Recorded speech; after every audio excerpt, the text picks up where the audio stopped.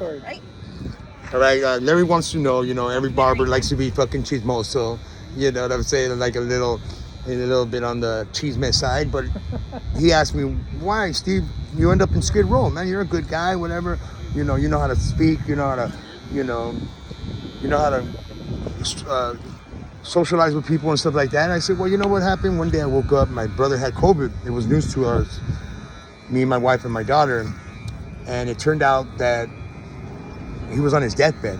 He was at the hospital, and it was right when COVID happened. It was like in January, and he had the tube in his mouth, and they were talking to him with the video chat. He was very one of the first that died of COVID, and he's my turn to talk to him. He took out the tube, and he had this like look of distraught on his face, and he told me he slept with my wife. Yeah. No, in front of your wife? And yeah, my wife wasn't speaking to him on the video chat, but she was in the same room. And when he said that, you could even hear the nurses go, Did you believe him? yes, I did. You know why? Because right when he said that, I said, don't worry about it, bro. I said, blood's thicker than water. I said, I forgive you. And I said, don't even need to worry about that. You worry about recovering. And I said, but you know what?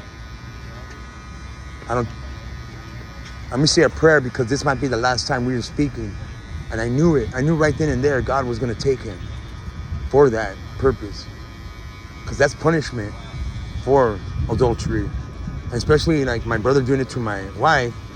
And to boot, he was supposed to be gay. He lived with the guy. So it turns out my brother was just a maniaco, And anyways, when I told him, I forgave him. And I said the Our Father with him. And his face turned from distraught to smiling. And I said, ooh, if I ever get a chance to be where you end up, I'm gonna fuck you up. You know what I mean? Like shit like that. I said, I'm gonna fuck you up. And well, it turned out that, I don't know how long they were doing it for, but I know this, my mom, my sister knew. And like, that just changed my whole life all around, I was married 23 years, separated legally 3 years now, and since COVID started, I try to live in first I kicked my wife out, and then my daughter came home crying one day and said, "Mom can't do it on the street, in her car." So I let her back in, and I went to the man cave, my garage. Well, I came home one day, and she was inside the pad thinking I was gonna work a double, and I was on my RDO, which is a regular day off, and guess what? She was with the guy, cooked them fucking lasagna, the only meal she knows how to make that I love, and eating my lasagna, my food, burning my candles, and my table, my electricity. I was just pissed, man. And just to not incriminate myself, I will end that story there. But somebody at work gave me some good advice. Said, Steve, if you still work and you pay her that 82%, because back then I would have had to pay her child support and alimony. My daughter was just 15. She's 18 now. And he said, my colleague said, you will end up doing something that you wouldn't like. You would end up doing something that's either going to hurt you, hurt your family, or put you away for a long, long time. And he was right.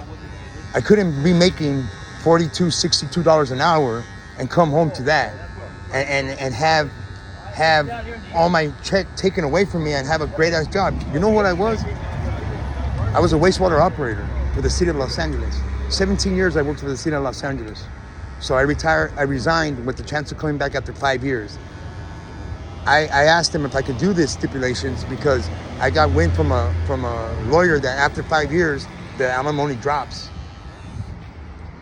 If you decide to divorce and stuff like that. Yeah, California has some very interesting laws when it comes to marriages and divorces and stuff like that. And for a while there, I thought we were going to reconcile. And my wife has moved on. I'm sure she's been with many guys since then. Well, right now she has a guy. But I don't trust the guy because he has a first name of a girl. You never trust a guy that has a first name of a girl. You know what I mean? Because that's some crazy shit right there. What is he going to do? After you're married, he's gonna end up, yeah, I'm a girl, Yeah, his name is Lupe, that punk ass. And, you know, I used to like Mexican music. I used to be cool with fucking cowboy hats and the whole paisa gear. But he's a paisa now. So now I kind of like say F paisas, you know, kind of like, you know. You know. And I'm glad I'm talking to you guys out there and you guys here. Because that's part of, I figured, you know, I go to therapy on myself. You know, I'm my own therapist, you know. and I, it's cheaper that way, number one. Number two, you know, I don't disagree with myself. So, I don't disagree with the therapist. I don't sit there and say, you know, you're full of shit, you know. It's not a waste of her time or his time, my time, you know. And then I figured, as cute as I am and as confident as I am, I'll end up probably doing my therapist, you know what I'm saying? Mañaca. Yeah, there you go. No, I would be with the guy therapist. I would be with the guy. That's a mañaca. No, I'm just a ladies' man, you know. I just have eyes of the cama, you know. I mean, that's all. Just bedroom eyes, you know. And so, you know, I'm my own therapist. So my own therapist told me, you need to speak about it. You need to talk to you, let people know. You got to let it out, you know what I'm saying? Don't hold it in. Don't bottle it in. And so that's what happened, you know. And that's why I'm here. Since I've been here, I have a good record, you know. I saved about 13 people already with CPR. They have OD'd. They have OD'd on fentanyl, mostly all of them fentanyl, and I have saved them because the Narcan didn't work, and I'm saying mouth-to-mouth CPR, man. And one I did simultaneously, 2 bodies right next to each other. I was jumping back and forth from them, doing a set here of compression and breathing. And finally I revised them, and everything was cool, man. It was great.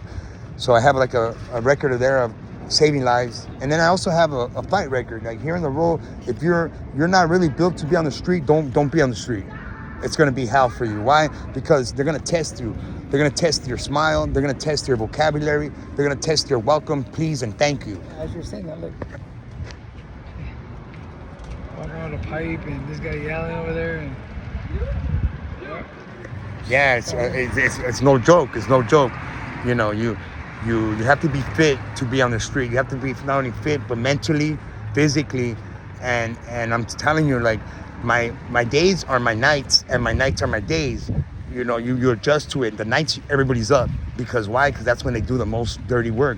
Between 3 and 4, that's the hour of the devil. You know, that's the hour of the beast. And I stay guard. I have a dog at home. Her name is Julie, and we stay guard. We stay on top of these things. Yeah. Everybody's walking around at 3 or 4 in the morning trying to jack somebody up. Yeah, and because it's the thing. Or burn someone's tent, right? Exactly. That's what happened to me. But I was asleep, and they did it at like 5 something. So I finally fell asleep.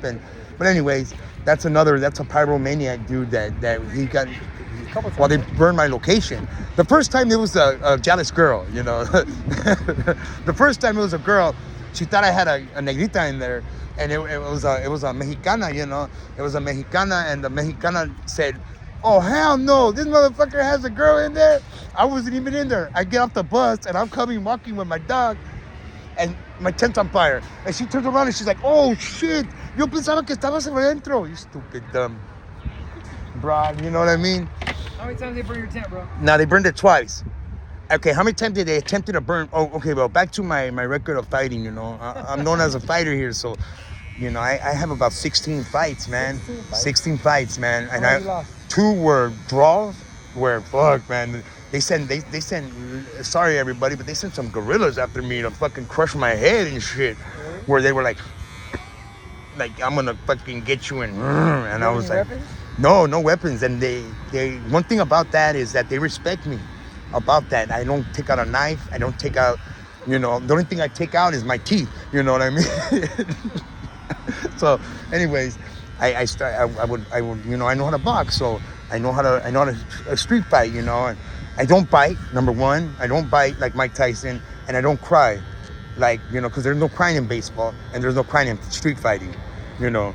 And you know, I've been taken off about 4 of those foods because I was about to just, they didn't want to be down, they didn't want to get down and out, you know what I mean? So I had to choke.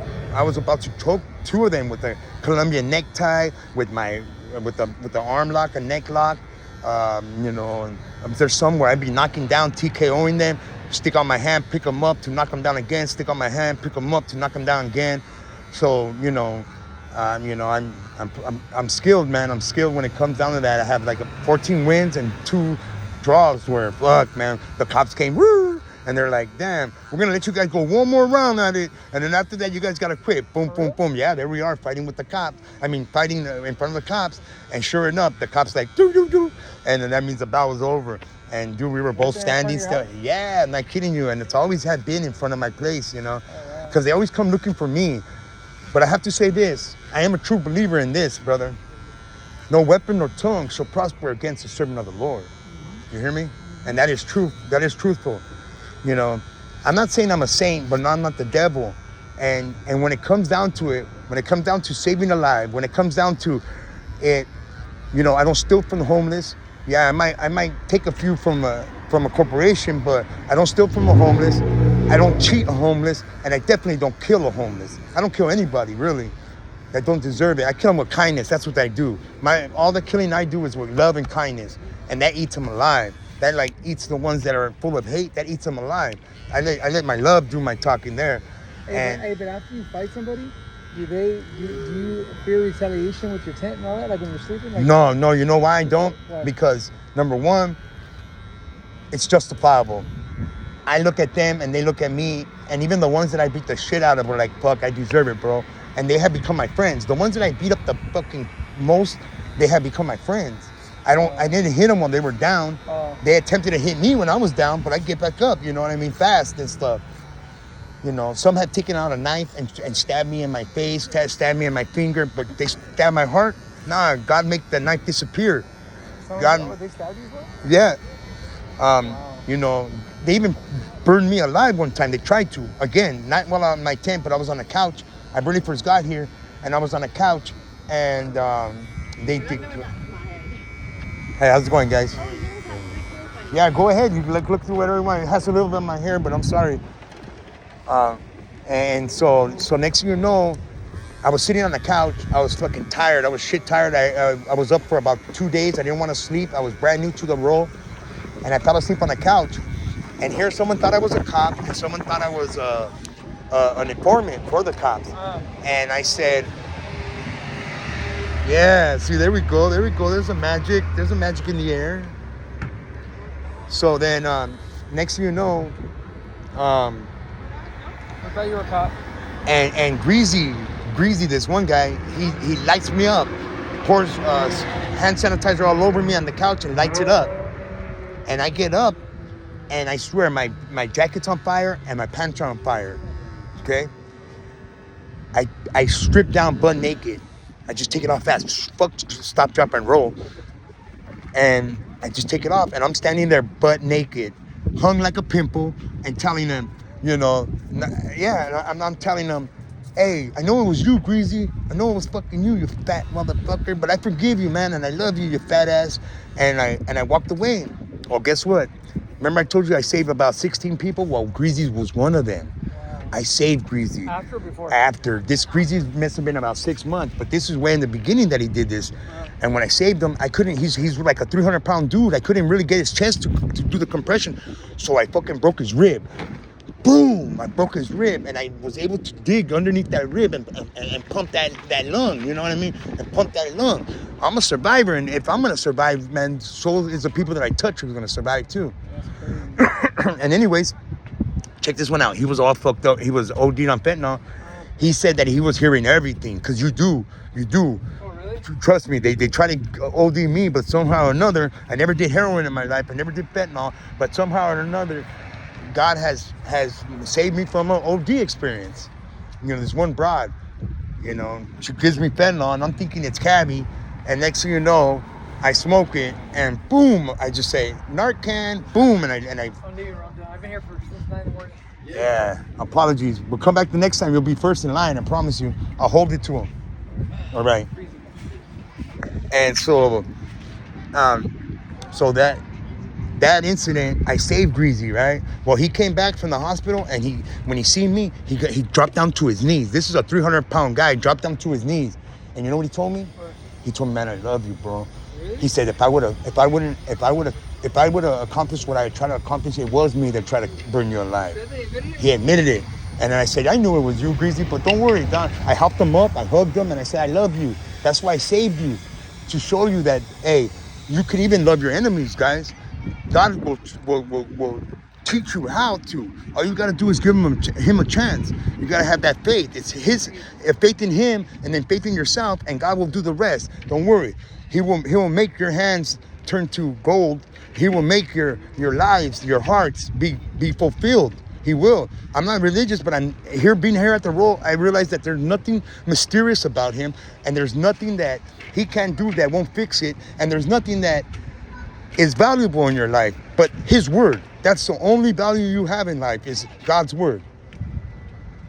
You know what I mean, Larry? Words from the wise. And so this is what I say, everybody. Don't judge a book by its cover.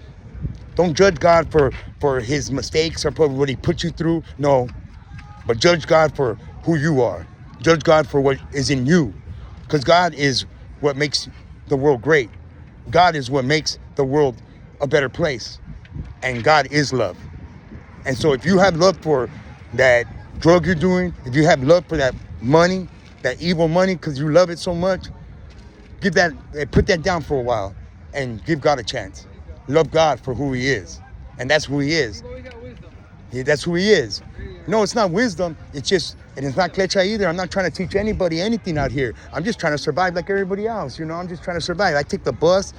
I reach out and ask for things, and I reach out and I accept things from volunteers, from women like this young lady right here that gives her time, energy, and effort, and Larry too. Larry, we become friends, and friends for life. You know, I'm gonna keep on giving Larry advice on his girls and their sports, because that's what I do. I do everything that I can in life. And I, with the help of God, I do the best at it. I really am. I really am. I could sell ice to Eskimos. Somebody came up to me one time, because I'm a good salesman. They said, hey, how do you sell ice to Eskimos? And I said, well, you build them igloos, or you sell them snow cones. Right? Yeah. And then one other thing, they told me, well, how do you lead a horse to drink water? I said, no, you don't lead the horse.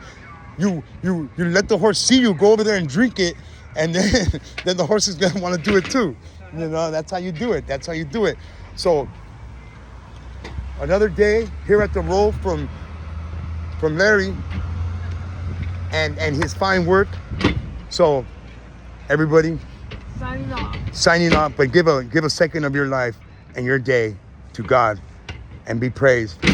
And guess what? That's how you are judged, by the willingness to stop what you're doing in your life to help someone else, whether if it's a minute, an hour, or a week, or a year. Help out, and God will be in your arms. Amen.